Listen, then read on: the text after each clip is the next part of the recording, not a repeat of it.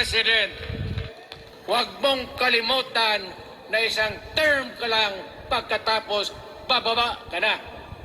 Pag ayaw mong pamaba, utang ina magkagulo ang bayan, sabihin ko sa inyo. Ngayon, nakikinig kayong mga military. Gusto niyong iwasan ang dugo? Kayo lang ang makapigil nito. Putang ina, pigilin mo yung kalukuhan na yan. Pagka hindi itong rally na ito, it will multiply all over the Philippines and there will be trouble. Kami ako ang nauna kasi galit ako. Dumaan ako ng presidente. Not even for a minute did I think or was thinking of extending my term even for one day.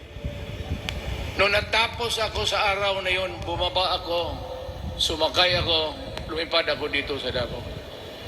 Ikaw, Mr. President, hintayin mo yung 6 year, kalimutan mo na yung kay Romualdez kasi yan ang magpahamak sa iyo.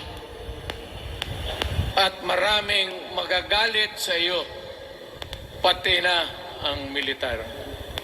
Kaya hindi na ako magtatagal. Yun lang ang dasal ko.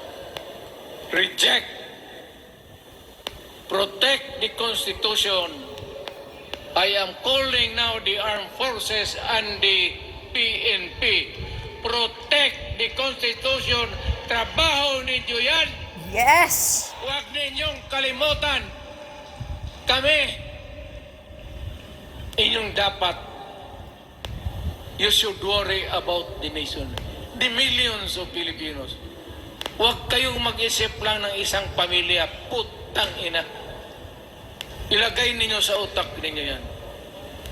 Bahala kayo. Balang araw, magsisihan.